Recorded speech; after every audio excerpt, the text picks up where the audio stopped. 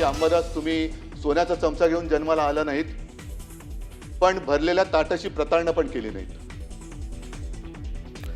सोन्याचा चमचा घेऊन दानवे जन्माला आले नाहीत या एकनाथ शिंदेंच्या टोमण्याला उद्धव ठाकरेंचं सणसणीत उत्तर.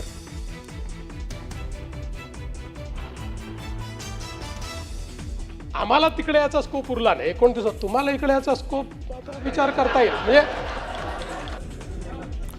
मुख्यमंत्र्यांची सभागृहात थेट उद्धव ठाकरेंना ऑफर, तर विधिमंडळ परिसरात ठाकरे फडणवीसांची भेट.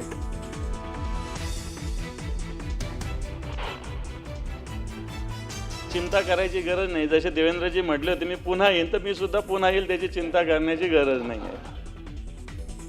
देवेंद्र फडणवीस बोलले होते मी पुन्हा येईन, मी पण तेच म्हणतो मी पुन्हा येईन, पण ते कुठून येईन ते विचारू नका.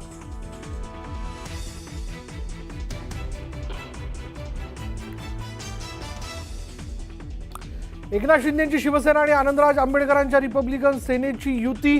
पालिका निवडणुकीच्या तोंडावर शिवशक्ती आणि भीमशक्तीचा नवा प्रयोग.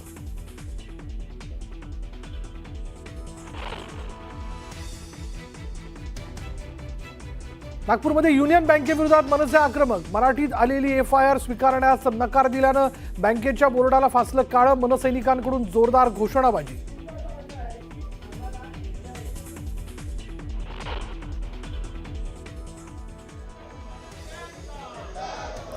विधान भवनाच्या पायऱ्यांवर विरोधकांचं टॉवेल आणि बनियन आंदोलन. महाराष्ट्राची लूट करणाऱ्यांचा धिक्कार असो म्हणत विरोधकांची सरकारविरोधात घोषणाबाजी.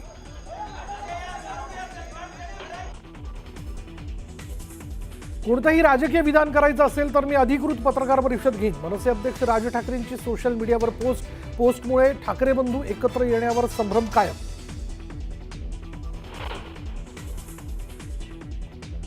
आपल्यावरील हल्ल्याचे मास्टरमाइंड चंद्रशेखर बावनकुळे. प्रवीण गायकवाड यांचा गंभीर आरोप. दीपक काटेबद्दलचा बावनकुळेंचा व्हिडिओ गायकवाडांनी दाखवला. दरम्यान प्रवीण गायकवाड शरद पवारांच्या भेटीला.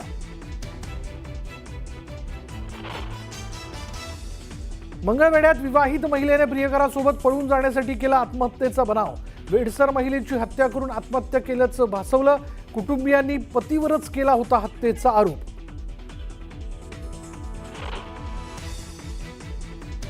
नागपुरात गेल्या 2 दिवसात 2 विद्यार्थ्यांची आत्महत्या. नीट परीक्षेत अपयश आल्यानं उचललं टोकाचं पाऊल.